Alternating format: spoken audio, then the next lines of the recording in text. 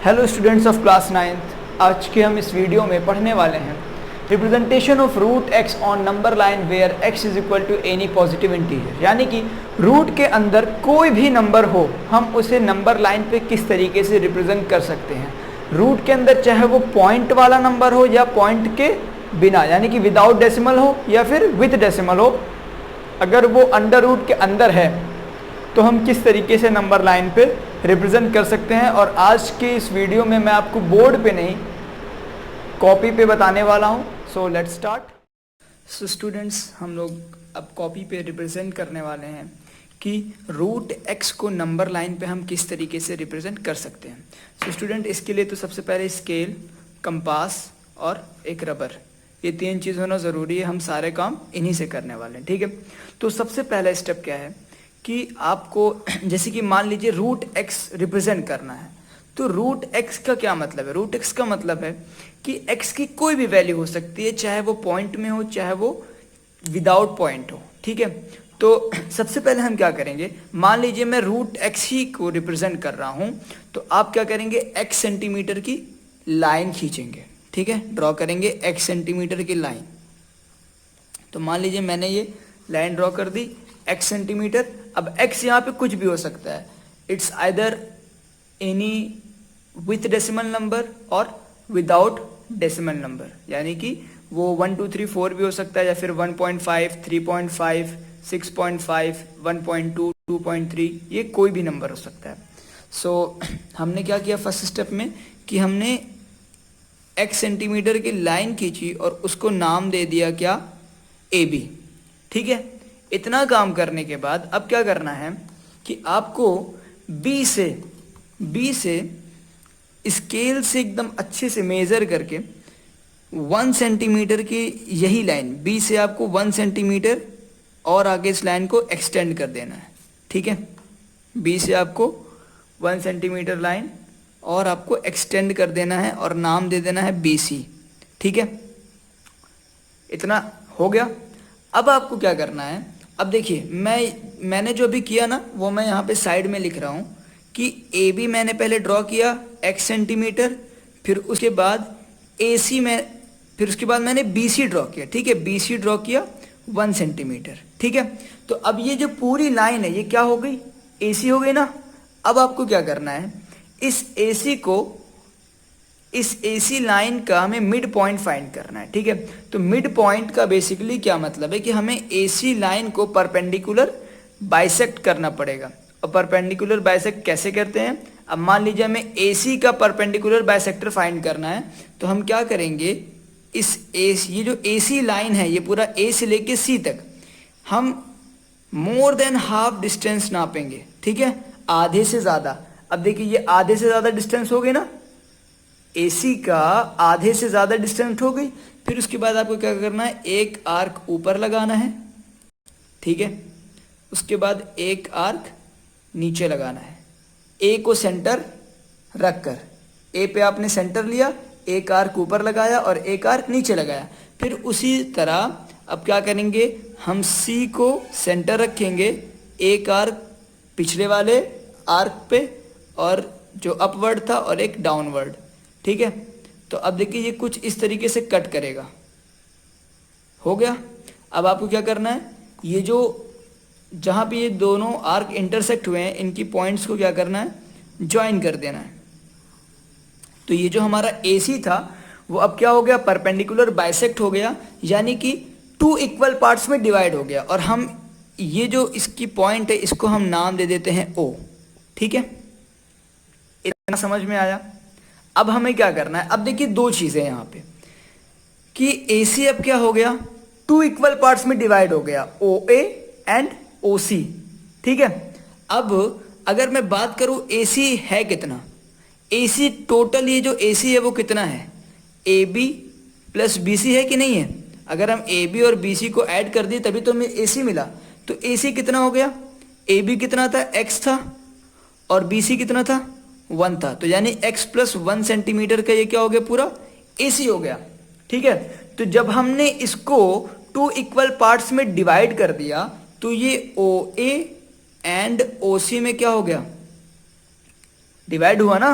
ओ ए और ओ सी बन गया।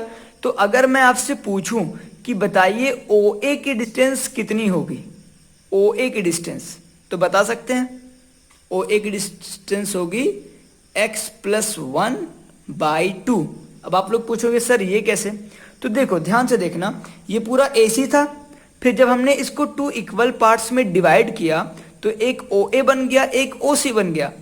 तो अगर मैं आपसे कहूं कि एक लाइन 10 सेंटीमीटर की है और 2 इक्वल पार्ट्स में डिवाइड करेंगे तो हाफ हाफ कितना होगा वो, अगर एक लाइन 10 सेंटीमीटर की है और उसको 2 इक्वल पार्ट्स में डिवाइड करोगे तो कितना 5 होगा कि नहीं होगा।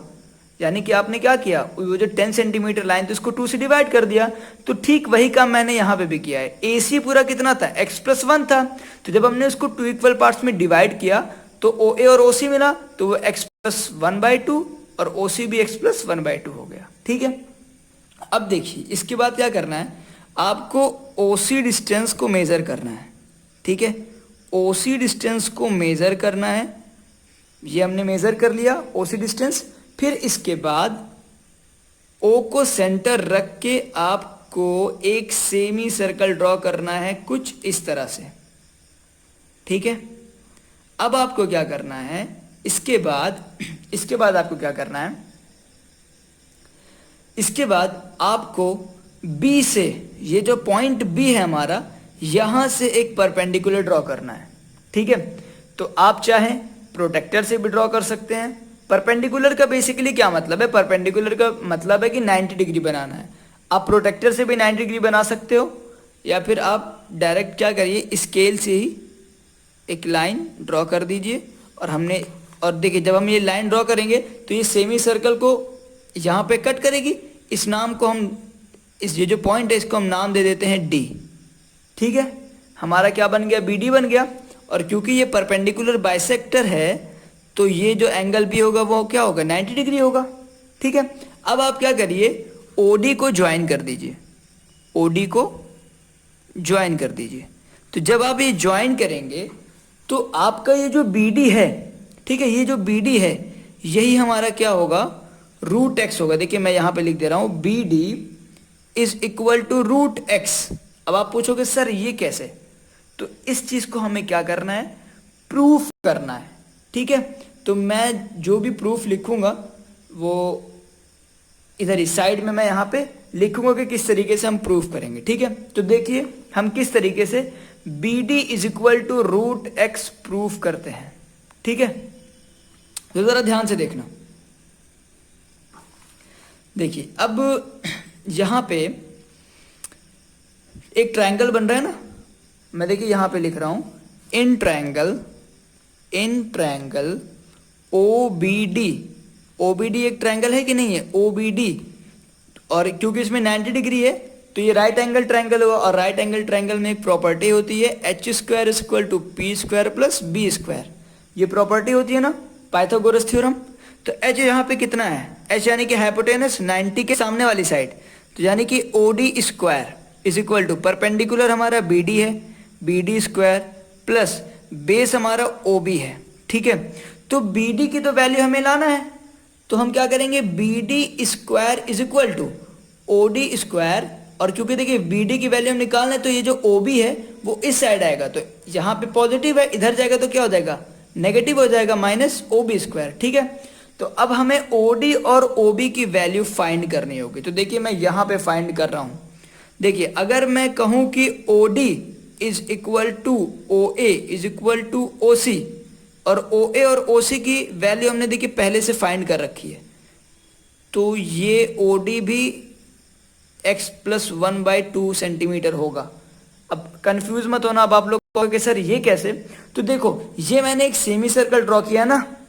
ठीक है, तो O इसका सेंटर है और O से लेके A तक, यानी कि सेंटर से लेके सरकमफेरेंस तक के डिस्टेंस को रेडियस कहते हैं। तो देखो OA भी रेडियस है, OC भी रेडियस है, और OD हमारा रेडियस है कि नहीं है, तो इसका मतलब ये तीनों इक्वल होगा।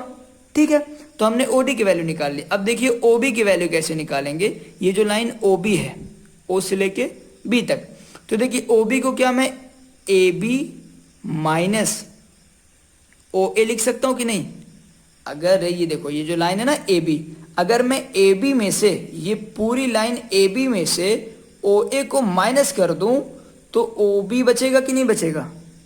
ये बी सी की बात नहीं कर रहा हूँ, कंफ्यूज मत होना, ये बी सी को मैं थोड़ी देर के लिए छुपा ले रहा हूँ। ए बी में से ओ ए अगर माइनस कर दूं तो ओ बी बचेगा कि नहीं बचेगा? बचेगा। तो ए बी हमारा है कितना? ए बी देखिए मैंने यहाँ पे लिखा है ऊपर, ए बी कितना है? x सेंटीमीटर, ठीक है। सो x माइनस, और ओ ए कितना है?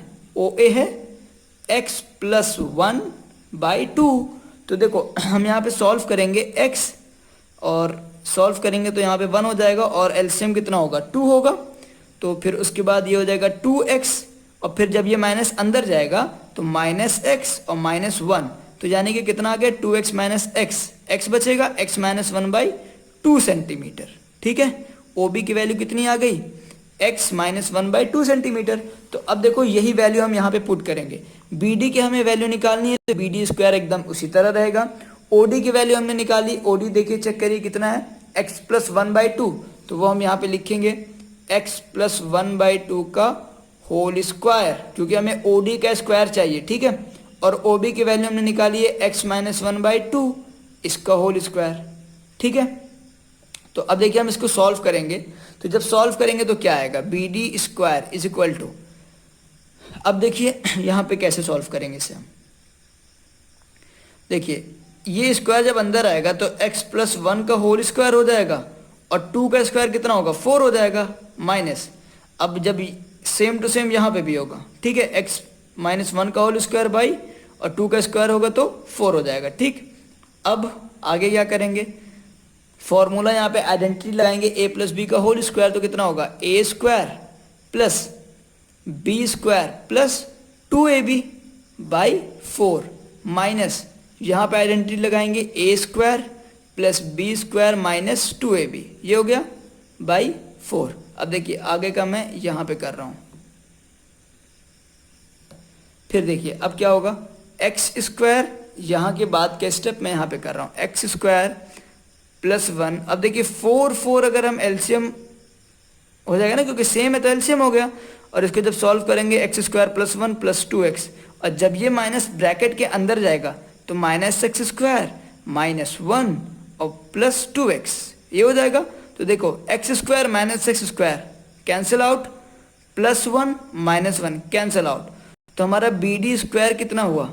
2x plus 2x, 4x by 4, 4 cancel out, B D is equal to x आ गया, B D square is equal to x। और बी डी की वैल्यू कितनी आएगी? जब ये यहाँ से स्क्वायर हटेगा तो इधर क्या हो जाएगा? अंडर रूट लग जाएगा, यानी कि अंडर रूट एक्स। तो देखिए हमें यही तो प्रूफ करना था, जब मैंने आपसे बोला कि हमारा बी डी ही क्या होगा? रूट एक्स होगा, और देखिए मैंने उसको प्रूफ किया कि नहीं किया? तो यही काम आपको भी करना है। लेकिन अभी ये रूट एक्स हमारा नंबर लाइन पे रिप्रेजेंट नहीं हुआ, तो नंबर लाइन पे रिप्रेजेंट करने के लिए हम क्या करेंगे? ये जो बी सी लाइन है, इस लाइन को हम और एक्सटेंड करेंगे, ठीक है। ये देखिए और एक्सटेंड कर दिया। अब आपको क्या करना है? बी डी, ये जो है बी डी रेडियस लेना है, ठीक है, ये बी डी रेडियस हो गई, और बी को ही सेंटर मान के आपको क्या कर देना है? एक सर्कल ड्रॉ करना है, तब तक जब तक ये जैसे ये नंबर लाइन पे कट हो जाए ना, फिर इसको कंप्लीट करने की ज़रूरत नहीं है। यही जो हमारा इंटरसेक्शन पॉइंट है, इसको आप नाम दे दीजिए ई, और ये ई हमारा क्या है? Root X. अब ये नंबर लाइन पे रिप्रेजेंट हो गया है, ठीक है। तो ये तरीका था पूरा कि किस तरीके से हम रूट एक्स को नंबर लाइन पे रिप्रेजेंट करते हैं, ठीक है। रिप्रेजेंटेशन मैंने दिखा दिया, प्रूफ करके दिखा दिया। अब एक्स के अंदर कोई भी नंबर हो, चाहे पॉइंट में हो चाहे विदाउट पॉइंट हो, आपको क्या करना है? सेम टू सेम यही प्रोसेस करना है, आपका आंसर आ जाएगा। सो स्टूडेंट, आई होप कि आपको समझ में आया होगा। अगर ये समझ में नहीं आया तो आप क्या करिए, इस वीडियो को पूरा कंप्लीट देखिए, और सेम टू सेम जो मैंने यहाँ पे किया है वही आप कॉपी पे करिए। फिर जब हम नेक्स्ट वीडियो में एक एग्जाम्पल के साथ करेंगे तो आपको एकदम अच्छे से समझ में आ जाएगा। तब तक के लिए थैंक यू।